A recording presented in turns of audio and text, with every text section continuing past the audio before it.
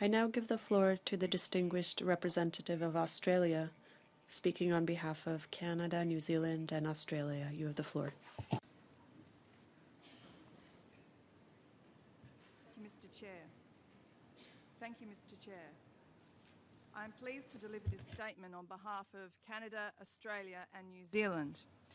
And at the outset, let me pass our condolences to the people of Haiti and the surrounding areas in the wake of Hurricane Matthew. The international community has taken critical steps towards the achievement of sustainable development since Rio+20 in 2012. Just last year, our leaders adopted the 2030 Agenda for Sustainable Development, with its bold vision to transform our world, bringing together economic, social and environmental development, and committing to leaving no one behind. In 2015, we also adopted the Addis Ababa Action Agenda, which provides the framework through which the trillions of dollars needed to achieve the Sustainable Development Goals can be achieved and mobilised. We also adopted the Sendai Framework for Disaster Risk Reduction in 2015 to promote the building of resilience and sustainability and substantially reduce the losses in lives and economic assets brought about by natural and man-made hazards, as well as related environmental, technological and biological hazards and risks. And just a few days ago, we celebrated here in New York the surpassing of the 55-55 threshold for the Paris Agreement to come into force, underscoring our collective resolve to confront the challenge of climate change head-on with determination.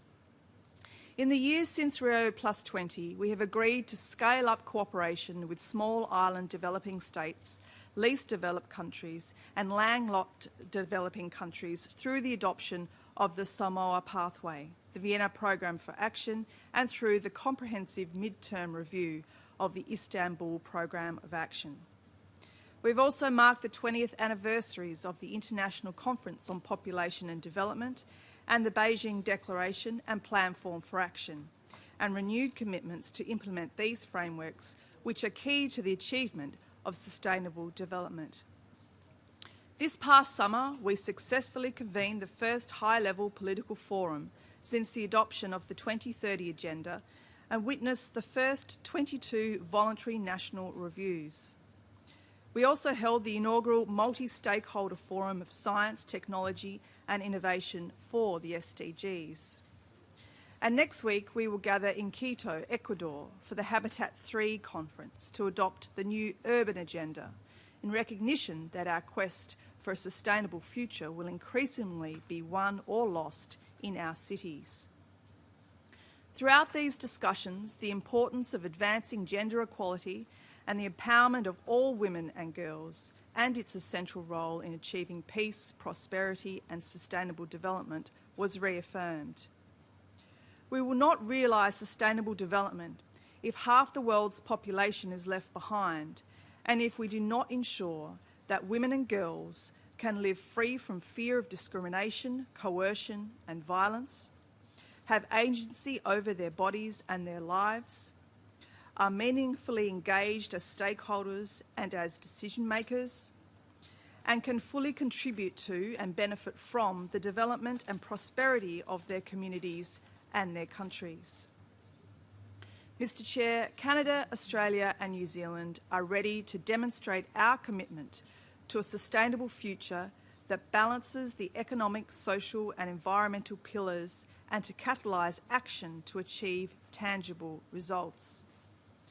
It is also clear that development challenges cannot be solved by governments alone.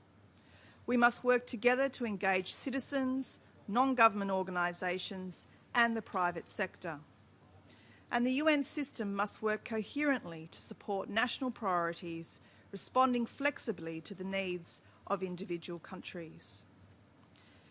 Mr. Chair, it is in the opinion of Australia, Canada and New Zealand that with these frameworks in place, the time to move from talk to action is now. And nowhere is this more true than right here in the second committee. Every action we take should be done in the furtherance of implementing these frameworks, which constitute our collective understanding of the future that we want. we should avoid any action that moves us backwards, that reopens old debates, or that renegotiates these key agreements. In the second committee, we are at the crossroads where we need to focus on helping to catalyse action for the implementation of these universally agreed frameworks, or risk declining into ineffectiveness and irrelevance. Mr. Chair, Canada, Australia and New Zealand will spare no effort in assisting you to help ensure the lasting vitality and relevance of the second committee of the General Assembly in the achievement of our high ambitions. Thank you. Muchas gracias a